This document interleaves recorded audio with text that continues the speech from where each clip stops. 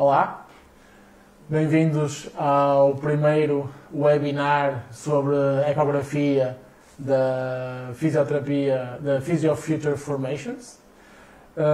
Hoje o tema vai ser o joelho e vamos fazer uma exploração ecográfica sobre anatomia de superfície e anatomia profunda da articulação do joelho e também perceber como é que as estruturas se relacionam quando fazemos uma avaliação dinâmica e falar um bocadinho sobre a importância da avaliação ecográfica na prática clínica diária do fisioterapeuta. Para quem não me conhece, eu sou o Tiago Silva, sou fisioterapeuta e sou especialista em ecografia musculoesquelética em contexto musculoesquelético. Comigo hoje, e para traduzir, temos o Jean-Philippe, fisioterapeuta também, que vai ajudar na tradução para os colegas franceses que não percebem a língua portuguesa. Portanto, vamos dar início à demonstração e aquilo que vamos fazer inicialmente será a avaliação do compartimento anterior, antero-superior do joelho. Ça veut dire qu'on va faire un bilan du compartiment antéro-supérieur du genou. E quando fazemos uma avaliação ecográfica de uma estrutura, a primeira coisa que fazemos será avaliar a articulação. Quand on fait une évaluation à travers d'une échographie, la première chose qu'on fait, c'est l'articulation. Então, para isso, colocamos o joelho mais ou menos a 90 graus de flexão. On met le genou à 90 degrés de flexion. E fazemos um corte transversal. On fait un coupe transversal. Da estrutura que queremos visualizar. De la structure qu'on veut voir. Aquilo que estamos a ver na profundidade, a imagem hiperecoica. Plus profond, on arrive à voir une image hypoéchoïque. Será a cortical óssea do fémur. C'est la partie corticale de l'os fémur. Onde podemos visualizar e perceber se existe uma cortical óssea que tem uma linha contínua e com poucas alterações, o que nos indica normalidade. Une ligne corticale continue et normale. E por cima, toda esta zona hipoecoica em relação à estrutura cortical óssea. Et la superficie plus antérieure, on voit qu'elle est hypoéchoïque. Será a fibrocartilagem. Sera la fibrocartilage da articulação femorotibial, femoropatelar. De l'articulation fémoro-patalaire. Aqui fazemos uma avaliação superior e inferior da estrutura, onde podemos avaliar toda a extensão. Ici, on fait un bilan de la superficie supérieure et intérieure de la structure. Normalmente, quando existe alterações nesta zona cortical, indica que a articulação poderá estar em stress ou então, em casos pós-cirúrgicos, também é muito comum aparecerem alterações da cortical óssea nesta zona. Quand on fait une évaluation sur cette zone et on voit des altérations, ça peut être après une chirurgie, c'est dans cette zone qu'on voit les modifications. Acima da zona articular, en dessus de la ligne articulaire, a estrutura hiperecoica que podemos avaliar é o tendão. La structure hypoéchoïque qu'on peut visualiser. É o tendão quadricipital cortado em transversal. C'est le tendon quadricipital en coupe transversale.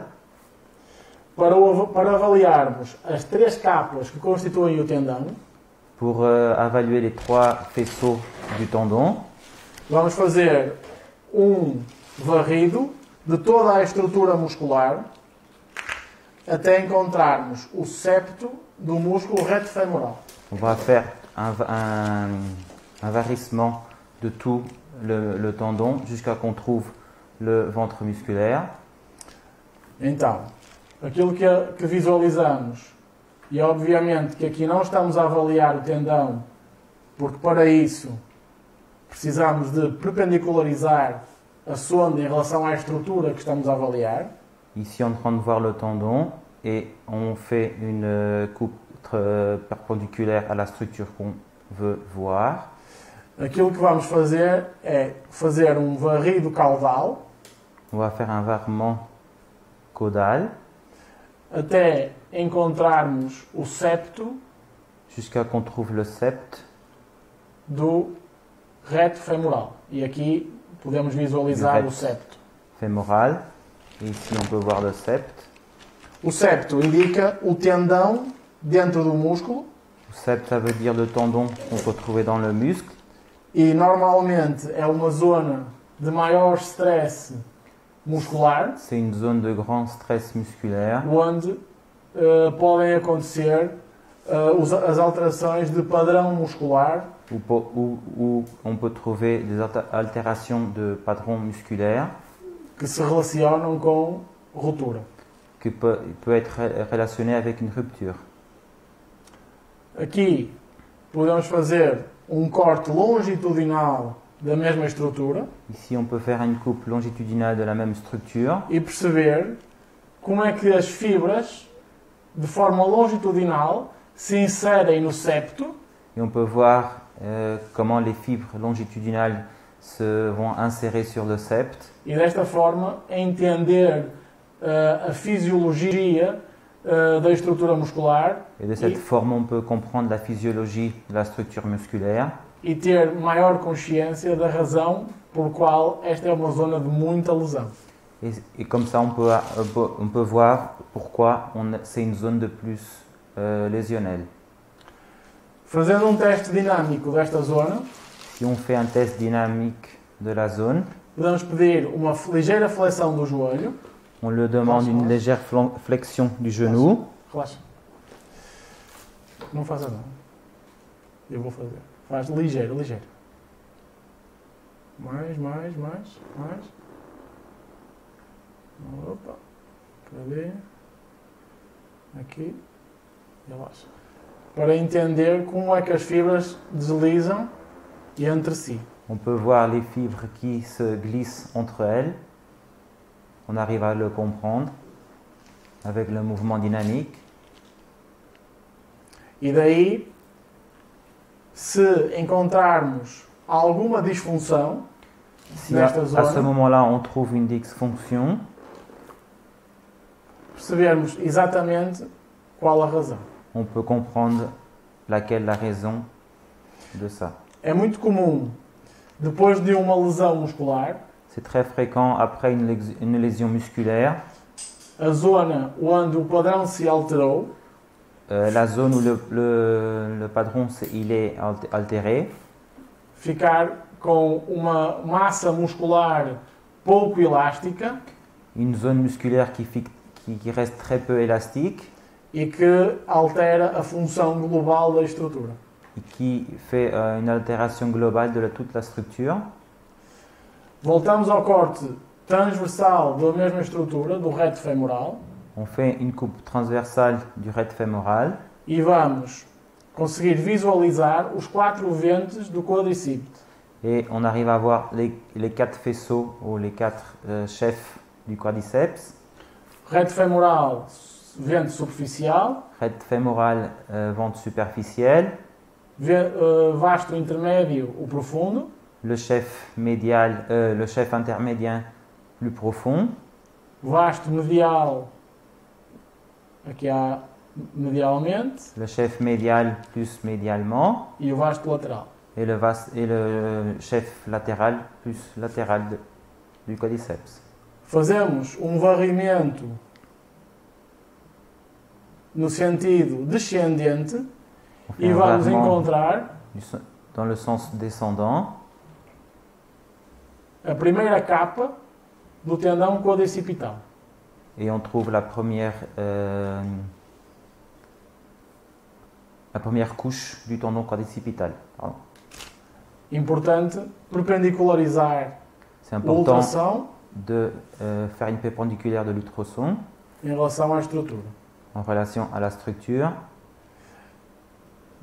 Continuando o varrimento, vamos encontrar a Si on segunda capa, continue, on trouve la deuxième couche, que é o vasto intermédio. c'est le vaste intermédiaire. E descendo mais um bocadinho, a terceira capa, que é o vasto lateral. Et si on descend un petit peu plus, on trouve le vaste, le chef latéral. E voltamos ao corte inicial, Et on revient sur la coupe initiale, onde temos o tendão quadricipital, où on a le tendon quadricipital. e se dermos perpendicularidade, tensão à estrutura que estamos a visualizar, Et si on met la structure en tension, qu'on est en train de voir, conseguimos visualizar perfeitamente on arrive à todo o padrão voir tout le padron do tendão. du tendon. A avaliação é fundamental quando visualizamos as capas do tendão, L'évaluation est très importante pour quand on voit toutes les couches du tendon. porque desta forma conseguimos perceber De cette manière, on arrive à comprendre qual é a capa que pode estar afetada e C'est qual o quelle la- evento muscular associado. quelle est la couche qui peut être avec un problème et c'est lequel le chef associé. Se tivermos, por exemplo,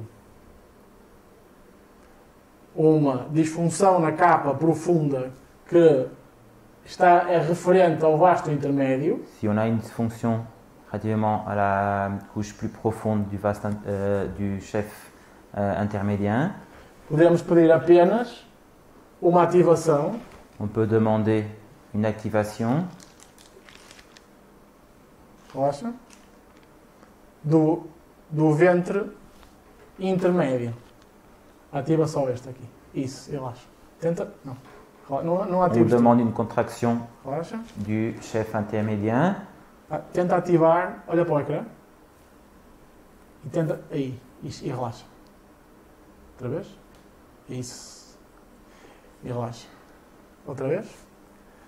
E se quisermos trabalhar com um biofeedback e especificar qual é a estrutura que queremos recrutar, Si on veut travailler avec un biofeedback sur une structure qu'on veut solliciter, esta é uma ferramenta importante nesse sentido.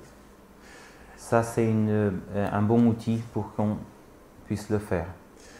Do corte transversal do tendão, Le coupe transversal du tendon, rodamos a sonda on tourne la tête du ultrason e vamos encontrar, em vez de pontos, linhas.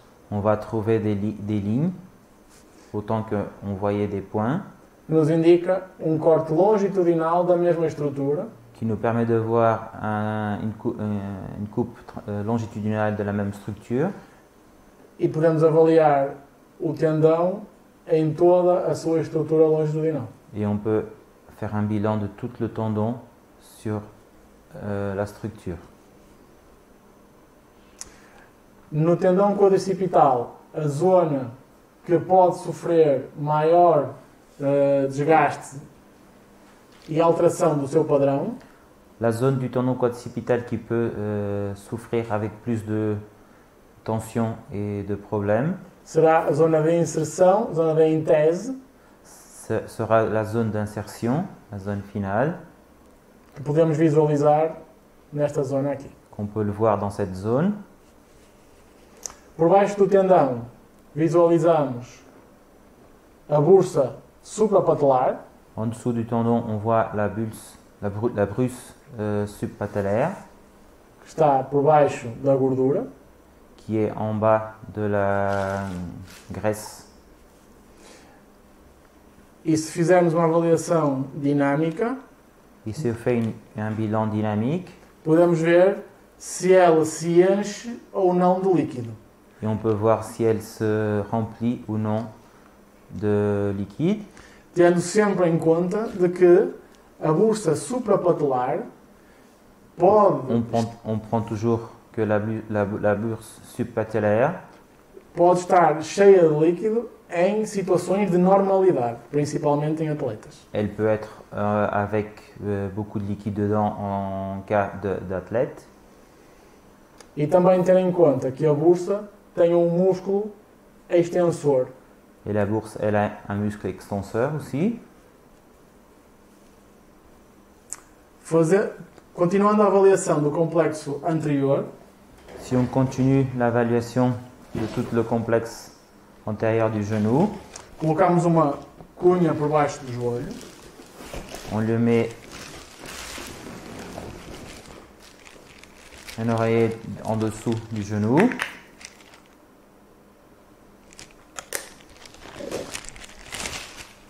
e vamos perceber a ligação facial que existe Et on va comprendre la union faciale qui existe entre o tendão quadricipital entre le tendon quadricipital.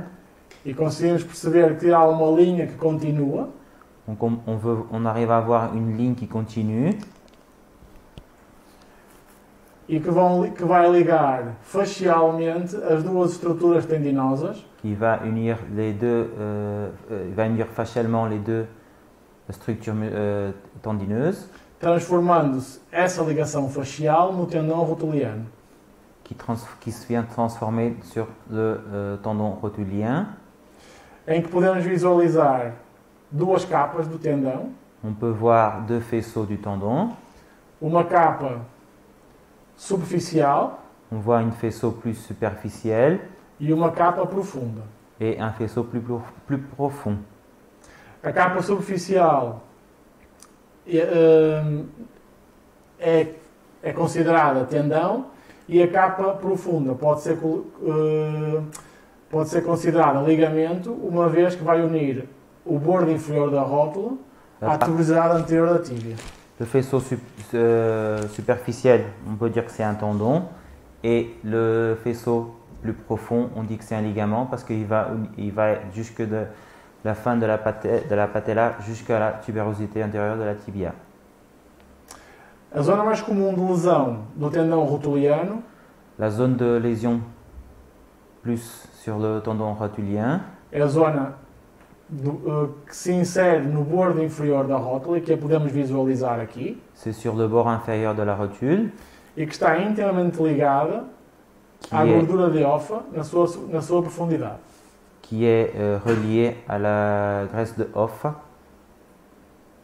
Neste caso, podemos encontrar ligeiras zonas hipoecoicas no padrão laminar, On peut voir des zones hypoécoques dans la zone laminaire que nos pode indicar stress tendinoso. qui peut nous dire un stress tendineux. Do corte longitudinal, Du couple longitudinal, rodamos para o corte transversal, on passe sur le corps une coupe transversale. onde temos a mesma estrutura cortada On a la même structure qui est coupée. e conseguimos ter uma visão 3D sobre a mesma, On arrive à avoir une vision 3D sur la que même nos vai dar uma diferenciação qui va nous permettre de différencier das zonas mais afetadas. de les zones plus affectées. E, igualmente, no corte transversal, podemos ver Également sur le corps transversal, zonas hipoecoicas dentro do tendão. zone hypoéchoïque sur le tendon. Voltamos ao corte longitudinal On retourne sur la coupe longitudinale e fazemos uma avaliação dinâmica da estrutura tendinosa em relação à gordura de Hoffa. On peut faire une évaluation dynamique du tendon en relation à la graisse de Hoffa. E aí vamos avaliar como é que o tendão se relaciona com a gordura. Et on va voir comment le tendon quelle est la relation qu'il a avec la gordure de Hoffa. Fazemos uma flexão, devagar, Je demande une flexion e conseguimos perceber que toda a estrutura se movimenta de on arrive forma à comprendre que homogénea. toute la structure se déplace normalement. E desta forma percebermos que a função global da estrutura, De cette forme, on arrive à comprendre que la forme globale de la structure indica normalidade. nous indique qu'il est normal. Se houvesse alguma zona de disfunção ligada à parte superficial da gordura de ofa, provavelmente Si on aurait une dysfonction sur la partie supérieure de la graisse de off, aquilo que iríamos visualizar seria on allait voir uma hipomobilidade une Supérieure. hypomobilité supérieure e uma hipermobilidade inferior. et une hypermobilité inférieure. Uma vez que podemos perceber que passa uma zona facial On peut voir qu'il passe une zone faciale no meio da gordura de ofa, au que milieu de divide la graisse de off qui divise em gordura superficial e gordura profunda. entre la graisse superficielle et la graisse plus profonde. Podemos sempre entender que é o ligamento mucoso. On peut comprendre que c'est le ligament mucose. O ligamento mucoso é de difícil avaliação na imagem ecográfica, Le ligament muqueuse, il est très difficile d'évaluation échographique. uma vez que tem muitas variáveis anatómicas Une fois qu'il a beaucoup de variantes anatomiques e se tem origem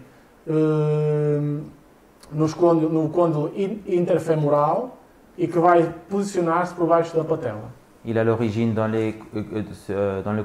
sur les condyles interfémorales et il se termine en dessous de la patella. E vai ter inserção no bordo inferior da parte insercional do tendão rotuliano na tuberosidade anterior da tíbia. Et il s'insère dans la partie distale ou supérieure de tubérosité antérieure de la tibia. Fazendo uma flexão total do joelho, Si on fait une flexion du genou, podemos avaliar a relação da gordura de ofa com o ligamento cruzado anterior. on peut évaluer la relation de la graisse de off avec le ligament. Fazemos um corte oblíquo externo On fait une coupe oblique externe e podemos visualizar na zona de inserção da parede tibial on peut voir la zone d'insertion de la face tibiale, padrão laminar, un padron laminaire, este padrão laminar aqui, celui-là, que no caso do Arthur se visualiza bem, dans ce cas-là on arrive à le voir très bien. e podemos perceber a relação que existe entre o ligamento cruzado anterior On peut voir la relation qui existe e a gordura de ofa. entre le ligament cruzé antérieur et la graisse de off. Fazendo uma pequena avaliação dinâmica Si on fait une petite évaluation dynamique, para perceber o deslizamento entre as estruturas. et on arrive à comprendre le glissement des structures. Em casos pós-cirúrgicos, Après une chirurgie, é muito comum que a zona intervencionada cette zone-là qui a été interventionnée ganhe uma fibrose estrutural que impeça a normalidade, o deslizamento desta estrutura. prend une fibrose qui empêche qu'il y ait une bonne mobilité de cette structure. E essa avaliação é fundamental Et cette évaluation est très importante para percebermos como é que está a evoluir o processo de cicatrização qui nous permet de comprendre le process de cicatrisation e a evolução do paciente. et l'évaluation du patient.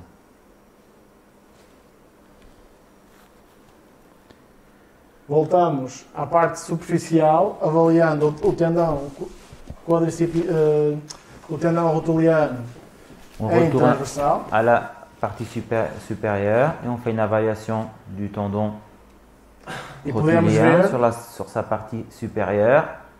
a inserção na tuberosidade anterior da tíbia. Et on peut voir l'insertion de la tubérosité antérieure de la tibia.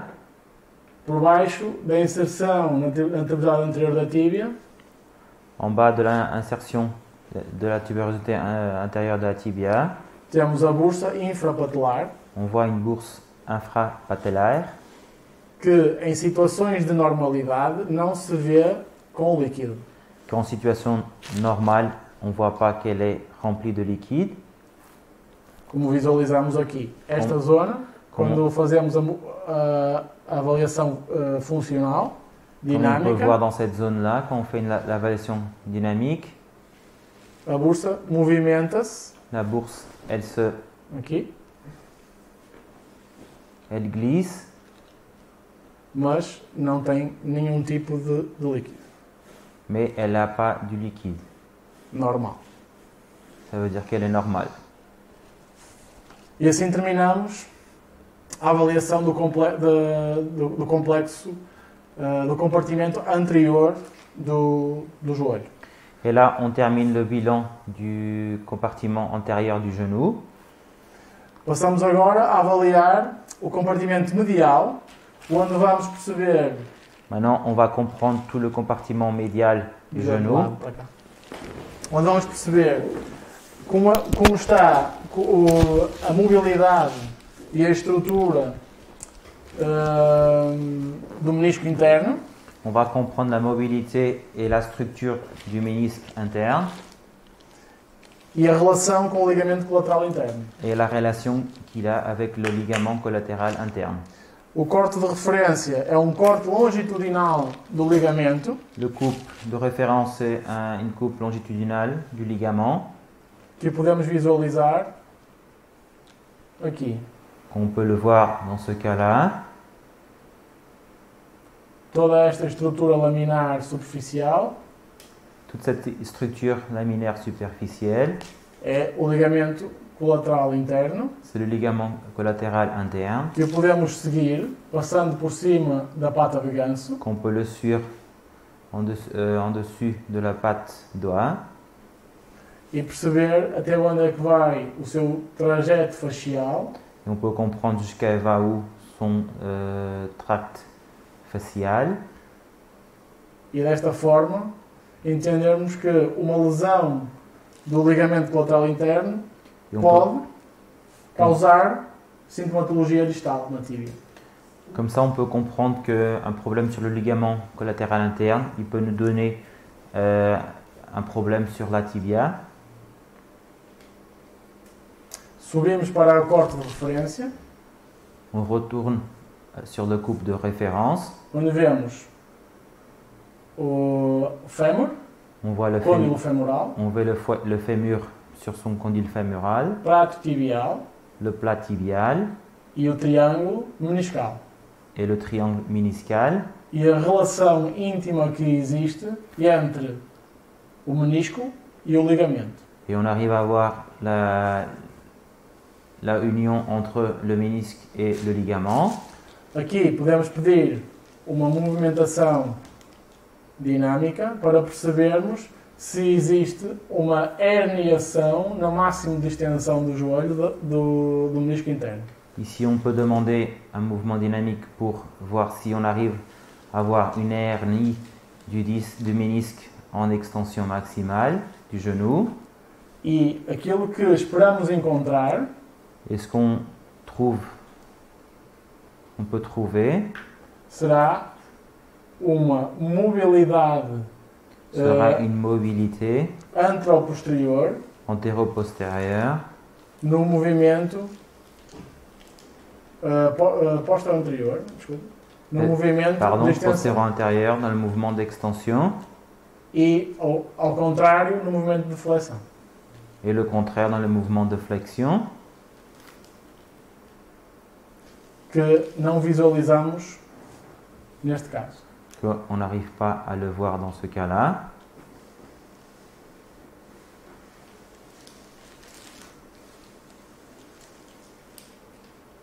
Ok?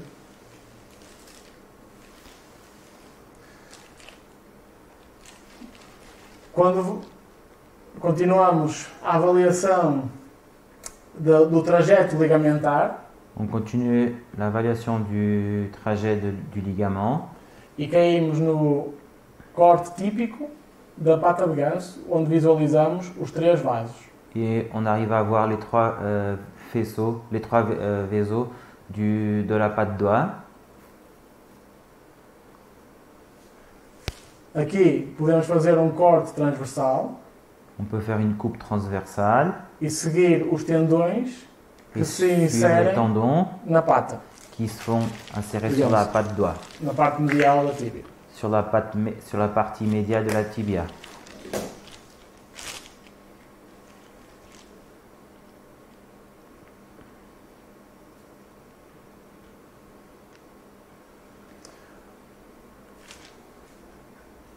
Aqui podemos visualizar o tendão do músculo sartório, Ici, on peut voir le tendon du muscle sartori que se abre no ventre muscular qui se ouvre sur son ventre musculaire com a veia safena por baixo. avec la veine saphène plus inférieure.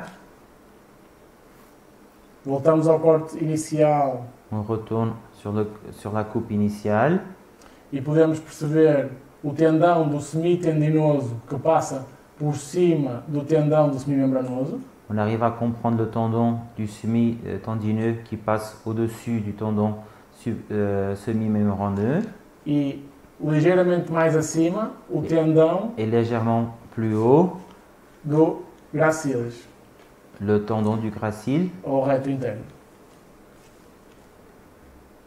que se abre como ventre muscular ligeiramente mais acima. qui s'ouvre en ventre musculaire un petit peu plus haut. Desta forma conseguimos perceber e avaliar quais dos músculos associados De cette forme, on arrive à comprendre et à évaluer quel est le muscle que estão numa possível tendinite da pata de ganso. quel est le muscle qui peut être en tendinite de la patte d'oie. Zona de muita clínica, mas poucos achados imagiológicos. C'est une zone où on trouve beaucoup en clinique, mais très peu d'images qu'on les trouve. Alguma questão até agora? Il y a eu une question jusqu'à maintenant? Não? Vou fazer eu as perguntas. Si vous avez des doutes, vous pouvez les mettre. Vira de lado para lá. Sim, sim. Vamos agora avaliar o compartimento lateral do joelho. Maintenant, on va évaluer le compartiment latéral du genou, Onde existem estruturas importantes a avaliar como o menisco externo, où il y a des structures importantes à évaluer comme le ménisque externe, ligamento colateral externo, ligament collatéral externe, passagem do tendão poplíteo la passage du tendon du popliteo e a passagem do tendão do gastrocnêmio externo. et la passage du gastrocnémie externe. O corte de referência vai ser um corte longitudinal Le coupe, ça va être de référence, ça va être une coupe longitudinale do ligamento colateral externo, du ligament collatéral externe, onde podemos perceber que a relação entre o ligamento e o menisco on peut voir la relation entre le ligament et le ménisque externe. é diferente Elle est différente para a parte medial. Não existe uma ligação de la tão parte íntima. médiale. On peut voir qu'il n'y a pas une relation tant intime. Próximo. Esta zona tem um vaso próprio Cette zone, elle a un faisceau que não devemos confundir com patologia qu'on ne peut pas confondre avec pathologie quando fazemos a avaliação com Doppler. quand on fait une évaluation avec un Doppler. Aqui, da mesma forma, pedimos uma avaliação dinâmica, Ici, encore une fois, on peut faire une évaluation dynamique onde percebemos a mobilidade où da estrutura articular on arrive à comprendre la mobilité articulaire do menisco externo. du ménisque externe.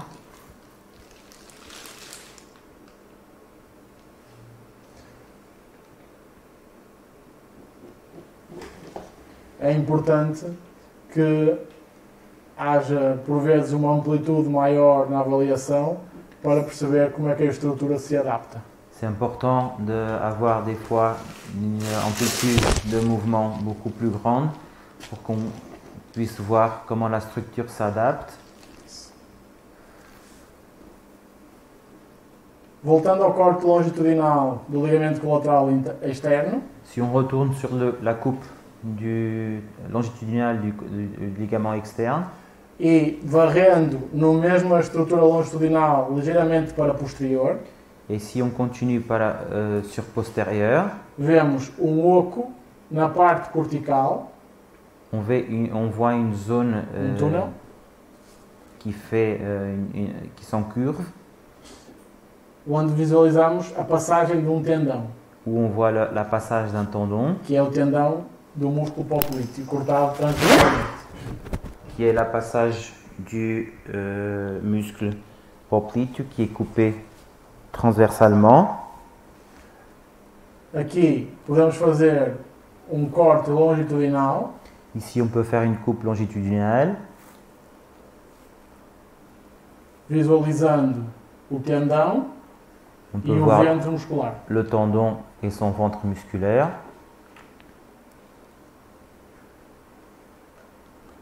E podemos pedir uma ligeira rotação para perceber a sua mobilidade. Et on demande une légère rotation pour voir sa mobilité.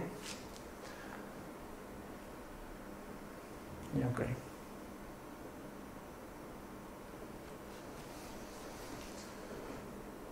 Complexo compartimento posterior. E vamos, Maintenant, on va voir le compartiment postérieur du genou. onde vamos avaliar essencialmente toda a musculatura isquiotibial On va arriver à voir toute la musculature des isquiotibiales e como é que os isquiotibiais se inserem na parte posterior do joelho. et on va comprendre comment les isquiotibiales ils se insèrent dans la partie postérieure du genou.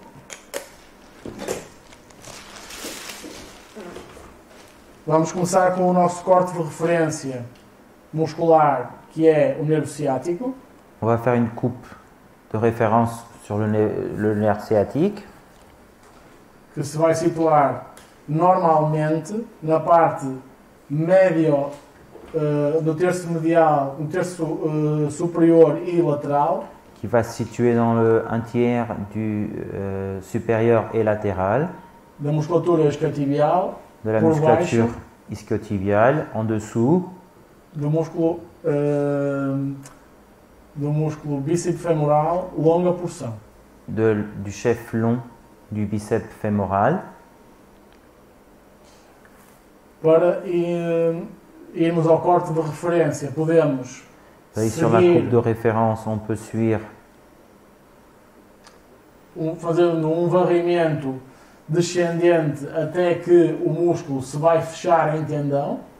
on peut descendre jusqu'à qu'on voit que le muscle se ferme en tendon E onde ficamos com o tendão da longa porção do bíceps e o ventre muscular, et on voit le tendon du chef long du biceps fémoral e o ventre muscular da curta porção. et on voit le ventre musculaire du chef court du biceps fémoral. Então aqui podemos visualizar curta porção, Ici on voit le chef court, tendão da longa porção le tendon du chef long e a abertura da longa porção.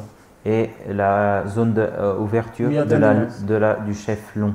Ça veut dire la zone myotendineuse. Continuamos no sentido descendente, On continue un petit peu plus de forme descendante, onde visualizamos o fechamento do ventre muscular da curta porção do bíceps et on arrive à voir la terminaison du ventre musculaire du chef court du biceps fémorale e a ligação entre as duas estruturas musculares, et le lien entre les deux structures musculaires, criando assim o tendão conjunto que se vai inserir na cabeça do perônio. et on arrive à voir le tendon commun qui se va insérer sur la tête de la fibula. Aqui podemos fazer corte longitudinal, Ici, on peut faire une coupe longitudinale, avaliando assim o tendão e as linhas do tendão na sua inserção. et comme ça, on arrive à faire un bilan sur le point d'insertion du tendon. Podemos pedir uma contração muscular, Et on demande une contraction musculaire relaxa, 3, para perceber a distribuição de cargas. et comme ça, on arrive à comprendre la distribution de charge sur le tendon. Ok. Voltamos ao corte de referência, On retourne sur la coupe de référence, subimos até o nervo ciático, on remonte sur le nerf sciatique.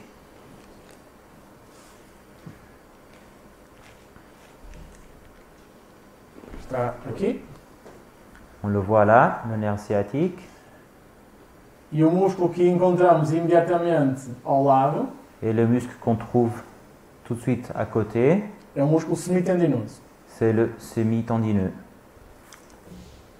E imediatamente ao lado do mesmo, Et o semimembranoso. juste encore plus médial, on voit le semi-membraneux. Podemos fazer o varrimento igual até encontrarmos o fechamento do primeiro músculo, On voit la phase finale du premier muscle, onde temos o Tendineux. ventre muscular do semimembranoso e o tendão do semitendinoso. on voit le ventre musculaire du semi-membraneux et le tendon du semi-tendineux. E vamos perceber a zona de inserção do tendão direto do semimembranoso na parte posterior do prato tibial. Et on arrive à voir le tendon d'insertion du semi-membraneux sur le plat tibial médial. E aqui vemos o tendão do semitendinoso Là, on voit le tendon du semi-tendineux e o tendão do semimembra. et on voit le tendon du semi-membraneux. E o primeiro que se vai inserir Le, é o tendão do semimembranoso. le premier qui se va insérer, c'est le tendon du semi-membraneux. Aqui insere-se e Ici, il continuamos s'insère com o tendão do semitendinoso até à zona da pata de ganso. et on continue avec le semi-tendineux jusqu'à la patte doigt. Aqui já vemos toda a musculatura gastrocnémia com o nervo tibial e Ici, on voit toute vases la musculature du gastrocnémie et les vases popliteus. E assim damos por terminada a exploração da estrutura do joelho. Et là, on termine l'exploration sur toutes les structures du genou, Onde podemos apreciar a anatomia de superfície, a anatomia profunda e a relação facial e mecânica das estruturas. on a pu voir les structures superficielles et les plus profondes et comment elles se interlignent. E desta forma ficamos mais conscientes da anatomia real. Et de cette forme, on arrive à avoir une notion plus réelle de l'anatomie E como é que as disfunções / lesões podem aparecer. et on a pu voir comment les dysfonctions, lésions, ils peuvent apparaître. Se gostaram desta exploração, não percam a primeira edição do curso de ecografia. Vai ser nos dias 14, 15 e 16 de maio. Si vous avez aimé cette exploration sur l'échographie, il ne faut pas perdre la première édition de ce cours qui va être dans le 14, 15 et 16 mai. Em Aix-en-Provence. Et en Provence. Merci a tous, obrigado a todos. Merci à tous E até uma próxima. et à la prochaine fois.